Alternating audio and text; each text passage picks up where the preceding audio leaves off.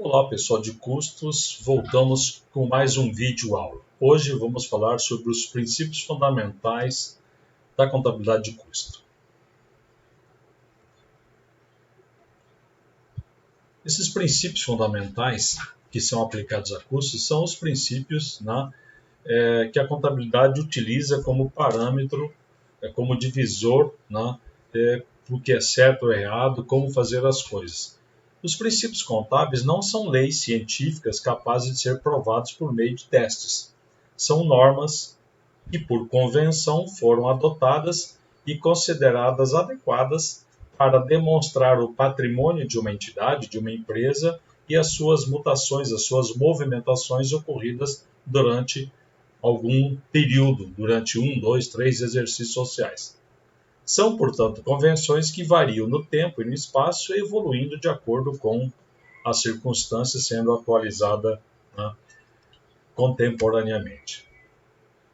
Os princípios contábeis repousam em conceitos fundamentais que se desenvolvem e se adaptam de acordo com o contexto econômico em que são aplicados, considerando que a contabilidade de custo deve estar integrada e coordenada com a contabilidade gerencial, com a contabilidade mercantil. A contabilidade mercantil, a contabilidade comercial, é regida por princípios contábeis. Torna-se necessário que o profissional ligado à área de custos saiba identificar esses princípios e os observe na execução de suas atividades, do seu trabalho. Os princípios mais importantes relacionados com a contabilidade de custos são os que vamos comentar a seguir. Princípio da entidade, que nós já vimos lá no primeiro período, Este postulado determina que a contabilidade deve reconhecer as operações relativas à empresa, à sua movimentação, sem misturá-las, sem confundi-las com as movimentações, recebimentos e pagamentos dos seus proprietários ou de terceiros. Envolve apenas a movimentação econômica dela.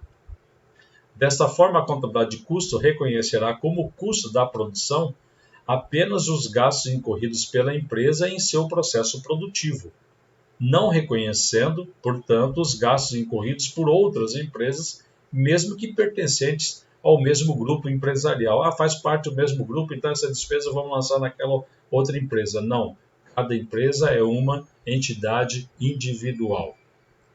Por exemplo, uma determinada empresa possui máquinas, possui equipamentos ou veículos que são utilizados por duas ou mais empresas do mesmo grupo econômico.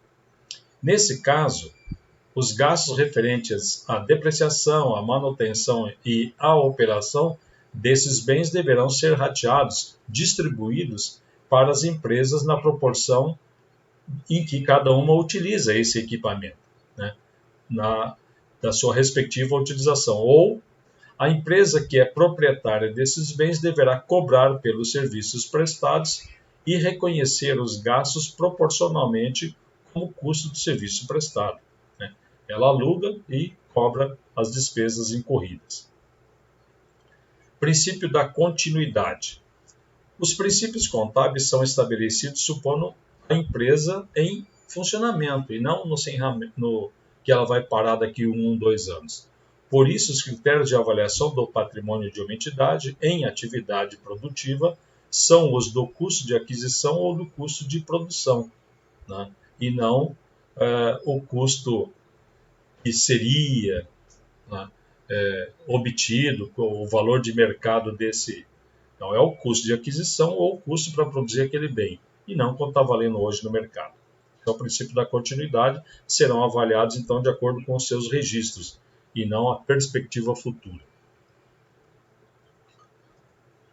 O princípio da continuidade, continuando, caso a empresa estivesse em um processo de liquidação, os seus ativos seriam avaliados pelo seu valor de realização, ou seja, provavelmente, para transformar os ativos em dinheiro, em recursos financeiros, seria necessário, obviamente, provavelmente conceder algum desconto. Então, digamos que eu tenha lá duplicados a receber, mas vão receber daqui 3, 4, 5 meses. Eu quero receber já, porque eu vou encerrar a empresa, eu vou ter que dar 10, 20% de desconto. Pagamento a mesma coisa, eu devo ter uma dívida lá que vai vencer ainda para o fornecedor. Se eu pagar hoje, eu vou pedir um desconto também. Então, os valores para o encerramento de uma empresa são, dos seus ativos e passivos, são diferentes daquele de uma empresa em continuidade. Em função da presunção, então, da continuidade da empresa, convencionou-se depreciar o ativo imobilizado de acordo com o prazo de vida útil estimada para esse respectivo bem. Já falei um pouco de depreciação no vídeo anterior. Também por essa razão, o imobilizado é avaliado pelo custo e não pelo preço de mercado, pois a finalidade para a qual foi adquirido é o seu uso, sua utilização e não sua venda. Princípio da realização. O princípio da realização determina que as receitas sejam reconhecidas somente por ocasião da transferência de um bem ou de um serviço. Enquanto eu não entregar o produto, a mercadoria para o cliente, eu não vendi. Tem uma promessa de compra, tal só, de venda. Enquanto eu não entregar, emitir a nota fiscal e entregar para ele, eu não vendi. Em termos de empresas industriais e comerciais, a receita é reconhecida no momento da venda. Esse princípio estabelece uma diferença entre a contabilidade e a economia. A economia, a ciência da economia, a ciência econômica, se considera que o processo industrial vai criando valor à medida que vai produzindo bem. Mas na contabilidade, somente os custos são reconhecidos como contribuintes ao valor dos produtos no ciclo industrial, né, quando eles se envolvem. Né, os custos somente são reconhecidos como contribuintes, né, no ciclo industrial. Todo o lucro somente é reconhecido no momento da venda. Então, né, tem essa diferença. A economia considera que o processo industrial vai criando valor. Gastei lá 10, 20 reais, ele já está criando valor. Mas isso não é lucro ainda. O lucro só será obtido quando reconhecer a venda. Competência e confrontação. Competência nós já vimos também lá no primeiro período de contabilidade geral. Esses princípios são de grande importância para a contabilidade de custo. A realização, que a gente viu agora há pouco, indica o momento de se reconhecer a receita. A competência e a confrontação nos indicam o momento do reconhecimento dos gastos, quer sejam eles custos ou despesas. O correto em termos contábeis é deduzir das receitas todos os gastos a elas correspondentes, para se obter o resultado do período, quer seja lucro ou prejuízo. Na prática, algumas despesas são facilmente identificáveis com as receitas, outras não têm essa ligação direta. Comissão de vendas, frete, os impostos de seguros, por exemplo, podem ser confrontados diretamente com a receita de vendas. É um percentual sobre a venda. Por outro lado, as despesas de propaganda, despesas administrativas, despesa de aluguel, seguro e outras, né, que estão relacionadas à manutenção da capacidade de obtenção de receitas, de um modo geral, e não com uma venda específica. Pessoal lá da limpeza, pessoal do almoxarifado, pessoal do faturamento, eles estão lá recebendo salário, vendendo ou não vendendo, eles estão lá. Então, os seus custos, suas despesas não estão relacionados com uma venda específica. Agora, já o vendedor que ganha comissão, vendeu, ganhou, não vendeu, não ganhou. Qual é a sequência lógica, então, para a apuração de um resultado? Primeiro é reconhecimento das receitas em função da sua realização, ou seja, da sua venda. Apropriação dos gastos diretamente ligados a essas receitas. Depois, a apropriação dos outros gastos incorridos no período, mas cuja vinculação a essa receita é extremamente difícil. Então, aqui vamos nos utilizar de critérios de rateio. Esses aqui são os gastos diretos. Dessa forma, os gastos incorridos no processo de produção ou de aquisição permanecem em estoques até o momento da baixa da mercadoria ou do produto quando forem vendidos. Custo como base de valor. De acordo com esse princípio, os ativos serão registrados sempre pelo seu valor original de aquisição.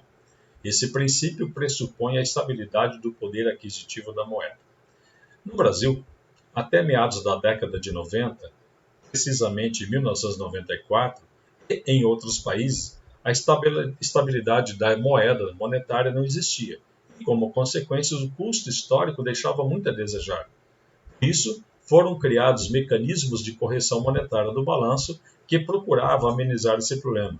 Você comprava lá um veículo, por exemplo, por R$ 8.000 no início do ano.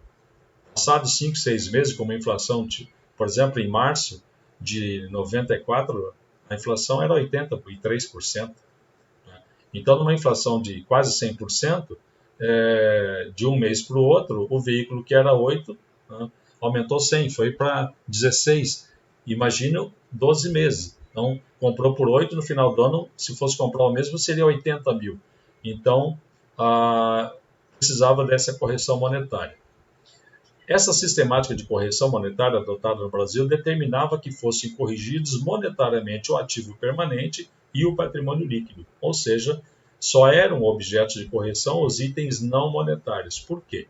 Os itens monetários, caixa, duplicados a receber, duplicados a pagar, estoques, estavam em constante movimentação, então eles iam se atualizando a cada operação, não ficava parado, não permanecia por longo tempo na empresa. No entanto, os estoques, embora sejam itens não monetários, não eram corrigidos, o que prejudicava em muito as informações da contabilidade de custo. Assim, a contabilidade de custo segue o princípio do custo histórico como base de valor, embora também se utilize para fins gerenciais apenas dos custos de reposição ou de um outro mecanismo de atualização, mas apenas para fins gerenciais. Para fins fiscais, é o custo como base de valor, custo histórico como base de valor. Então, se o objetivo da contabilidade de custo for o de auxiliar a contabilidade comercial na apuração de resultados, ou na gerencial, ou na contabilidade financeira, ela terá que seguir esse princípio do custo como base de valor. Se o objetivo for gerencial, aqui eu falei contabilidade gerencial, né? Então, se o objetivo for gerencial apenas para consumo interno, para saber tirar relatórios internos, se um produto dá melhor margem de contribuição que outro, né, apenas para fins internos, é claro que o administrador da empresa decide, segundo suas conveniências, qual o custo irá utilizar como base de valor, se o histórico ou se o de reposição ou outro, para fins só de comparabilidade, para fins internos da empresa e não para fins fiscais.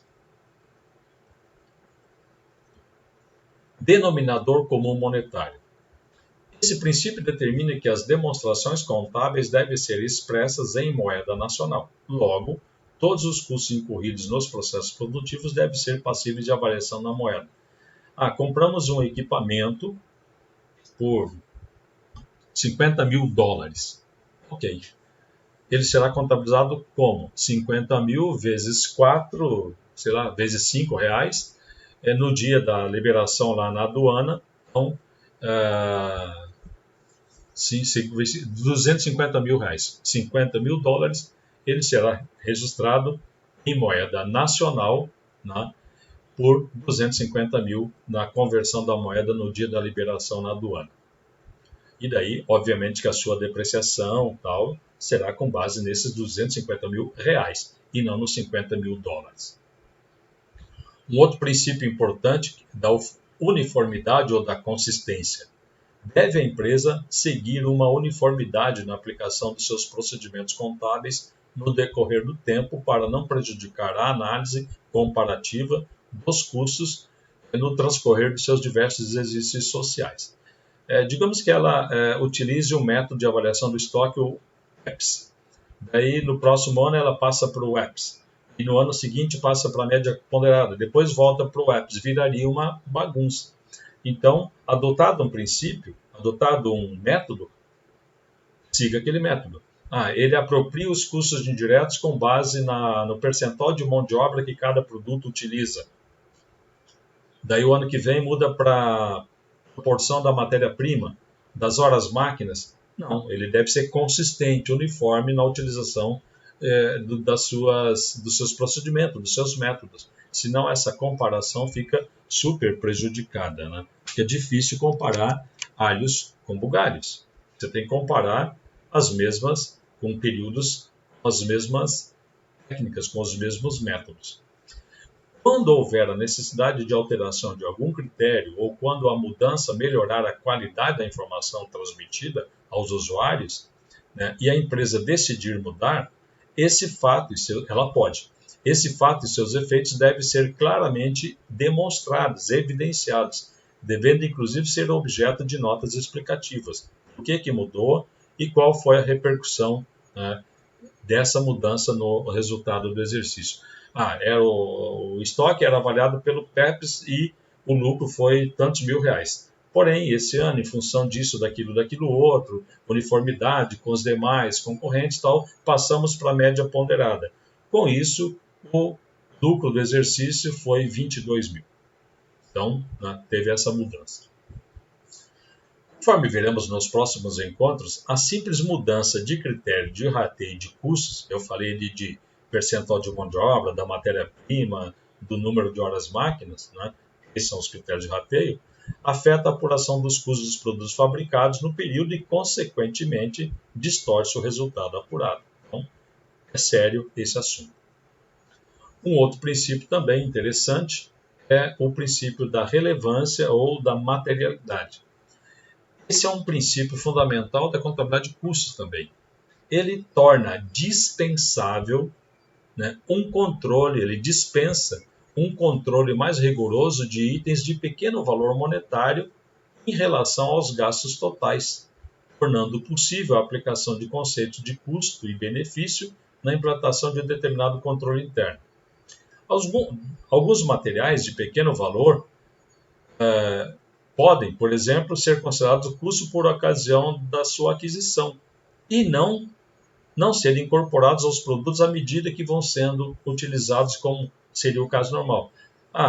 Parafuso, rebite, cola, grampo. Então, esses valores, solda, são valores muito pequenos. Tá? Tecnicamente, seria possível saber quantos rebites foram no produto, quantos parafusos. Aqui depende da bitola do parafuso, tá? Taxinha, percevejo, né? Cola, quantos quilos de cola foi, quantos grampos foram utilizados em determinado produto.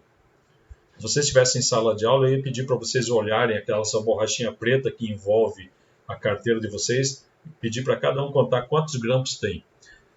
Aí vocês vão perceber que se perde muito tempo contando o grampo quando o valor é irrisório, é insignificante. Então, o que a gente faz? Não contabiliza como custo direto, deixa lá como custo indireto e depois a gente faz o rateio para os produtos que se utilizaram dele. Né? A aplicação, então, da convenção da relevância torna viável e mais econômico a implantação da contabilidade de custo por meio da simplificação e da redução do volume de dados a serem analisados e apropriados ao produto. Não vou ficar me preocupando com valores pequenininhos lá. Considero todo como custo indireto e ele vai ser rateado posteriormente a cada produto. Objetividade. Todos os valores apropriados ao custo da produção devem estar suportados por documentos que comprovem a natureza e o valor do registro, quer dizer, tem que ter um documento fiscal, um documento oficial, fidedigno, ou por critérios objetivos, principalmente na determinação de rateios de custos indiretos, ou por critérios geralmente aceitos pela classe contábil, como, por exemplo, a adoção da vida útil média estimada para o cálculo da depreciação. Então, tem que ser objetivo, tem que ter um documento, tem que ter, entre uma escritura pública do valor de um bem, de um terreno, e um laudo pericial, eu vou pelo documento, uma escritura pública. Princípio do conservadorismo, isso que todo contador, por natureza, é conservador. Os estoques devem ser avaliados pelo custo de aquisição das matérias-primas e materiais de embalagem, pelos custos incorridos na sua produção, né, tanto dos produtos acabados quanto dos produtos em elaboração. Quando o valor de mercado ou da realização de venda desses estoques for inferior aos respectivos custos de aquisição ou de produção, O princípio do conservadorismo recomenda que a empresa constitua, né, contabilize uma provisão de perdas. Por quê? O valor de realização, né, está menor que o custo de produção. Em outras palavras, deve ser aplicada a regra do custo ao mercado.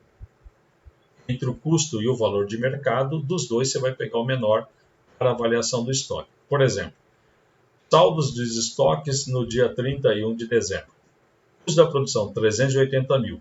Mas se esses mesmos produtos fossem vendidos no mercado, obteria só 368. Então temos uma perda aqui entre o custo e o valor de mercado de 12 mil reais. Então vamos debitar uma provisão de perdas e creditar o estoque, né, de 12 mil reais, atualizando o valor do ativo a 368. Isso é ser conservador. Muito bem. Existe uma polêmica, né? Até o ano de 2010, esses princípios eram uma resolução, esses e mais princípios, eles estavam dispostos numa resolução do Conselho Federal de Contabilidade, número 750 de 93, que tratava então dos princípios fundamentais da contabilidade. Só que no dia 2 de junho de 2010 foi publicada uma resolução do Conselho Federal que atualizava e consolidava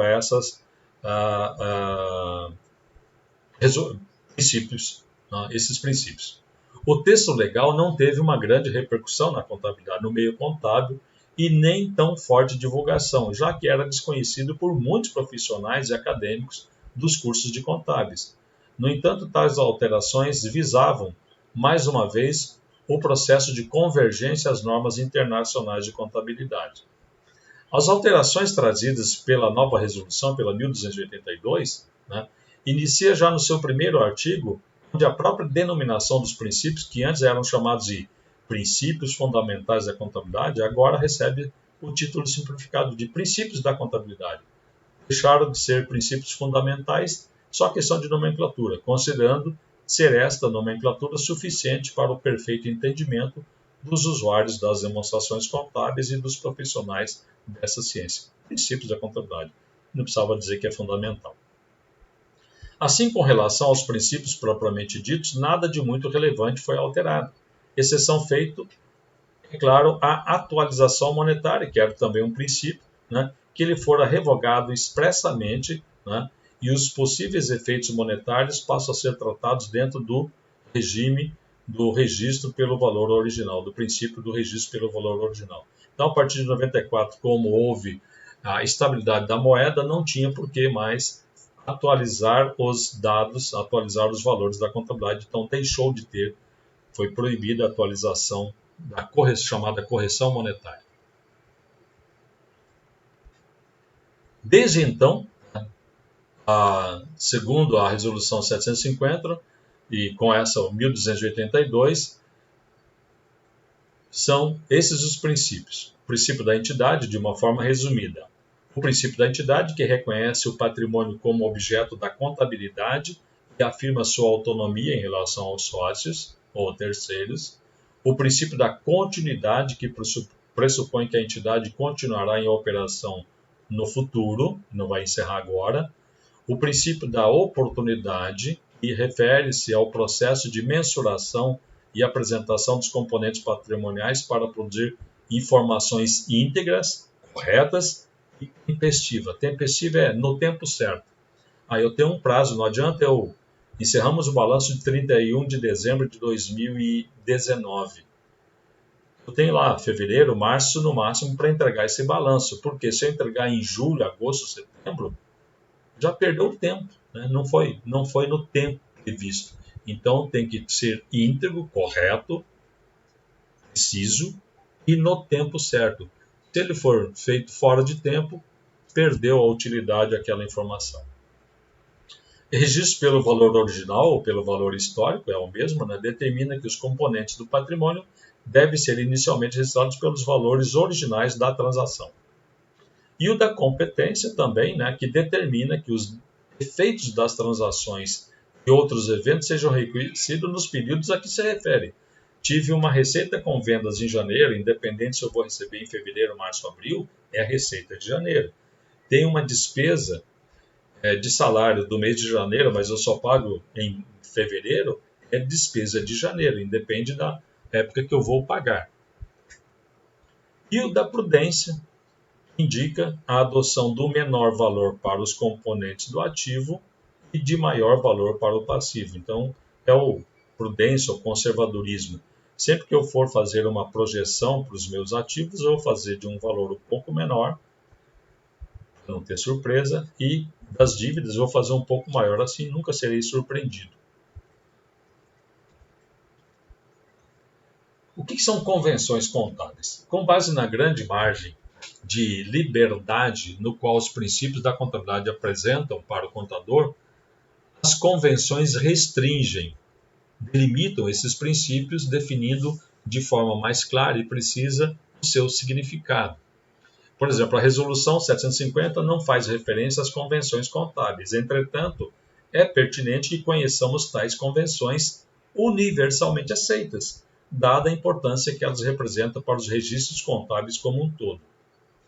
Então, é a convenção da consistência ou da uniformidade. A convenção da consistência refere-se à utilização dos mesmos métodos para os mesmos itens, uma vez adotado um tipo de processo, um método de rateio, um método de avaliação de estoque, entre os métodos possíveis de atender um mesmo objetivo em geral. Tem que adotar um e mantê-lo. Esse método não deve ser mudado com frequência, pois prejudica a comparabilidade. A gente já viu isso lá no anterior, mas ela é uma convenção. Se, por exemplo, for adotado o PEPS para avaliação dos estoques no lugar do EPS, ambos atendem ao mesmo princípio geral, isto é, custo como base-valor, deverá ser usado sempre o método nos outros períodos. Utilizou o PEPS, utiliza sempre o PEPS. Ainda sobre conservadorismo, a convenção do conservadorismo persiste na presunção, por motivo de precaução, que quando um contador se defrontar com alternativas que são totalmente igualmente válidas para caracterizar os valores de algum elemento do ativo ou do passivo, o mesmo deverá atribuir o menor valor para o ativo quando se tratar do passivo, um valor maior, atribuir o maior valor. Se, por exemplo, o valor de mercado do inventário final de mercadorias for inferior ao valor de custo, a gente viu antes, deverá ser escolhido o valor de mercado, por ser o mais baixo. Materialidade ou relevância. A convenção do conservadorismo está atrelada a evitar desperdícios de tempo e de dinheiro. Na apuração da contabilidade, deve-se registrar e apurar apenas os fatos que sejam dignos de atenção e na ocasião oportuna. Por exemplo, sempre que um controle de um ativo ficar mais caro que o próprio ativo, esse controle deve ser dispensado. Eu vou controlar quantos grampos foram em cada carteira fabricada, e quantos grampinhos foram colocados, quantas gramas de cola em cada estofado. É o caso de se controlar um estoque de pregos que serão colocados em calçados, de taxinhas. Um probleminha aqui. Seria irrelevante controlar esses estoques, já que o valor total desses é baixo. O controle não é tão relevante assim. Não importa se foram 10 ou 20 grampos. O quilo de grampo é insignificante. Não vai trazer grande repercussão no resultado do exercício. Objetividade. A convenção da objetividade remete o contador na escolha de um método mais objetivo entre a escolha de um método objetivo e um subjetivo. O objetivo dessa convenção é restringir ou eliminar excessivos liberalismos nas escolhas de critério, objetivamente quando se trata de valores. Por exemplo, toda vez que um contabilista, um profissional da contabilidade, tiver mais de uma opção de valores para atribuir a um determinado bem, como um documento original de compra, um atestado pericial de avaliação do bem, deverá optar pelo mais objetivo. No caso, ele tem um documento, uma nota fiscal, um recibo. Esse é o documento. Esse é um critério objetivo, já que o atestado, o laudo pericial, é subjetivo. eu falei lá que tinha assim umas controvérsias, então a atualização da legislação. A resolução do Conselho Federal de Contabilidade 2016, né, normas brasileiras de contabilidade e tal, do dia 4 de outubro de 2016, revogou as resoluções 750 e a 1282. Então, tudo que a gente viu aqui foi revogado? Calma. Que estabelecia os enunciados dos princípios de contabilidade. Esta revogação deu-se pela NBC, né, estrutura conceitual e elaboração e divulgação dos relatórios contábil e financeiro, em continuação ao processo de convergência às normas internacionais da contabilidade. Bom, entende-se então que a resolução 750, que tratava de forma compilada dos princípios contábeis, todos os princípios estavam numa resolução só, a 750, depois a 1282, numa só resolução. Então, a partir de 2017, ficou em vigor no ano seguinte, os mesmos serão tratados nos CPCs específicos, ou seja, esses princípios, não é que eles deixaram de existir, deixou de existir uma lei detalhando, uma resolução detalhando de uma forma concentrada os princípios. Não tem mais nem a resolução 750, nem a 1282. Mas esses princípios estão válidos, só que diluídos, inclusos nos CPCs, que são mais de 60 CPCs, que é o Comitê de Pronunciamento Contábil, que também é uma norma que tem que ser seguida por todos nós, profissionais da contabilidade. Ok? Ficamos por aqui. Até o próximo vídeo aula. Boa noite.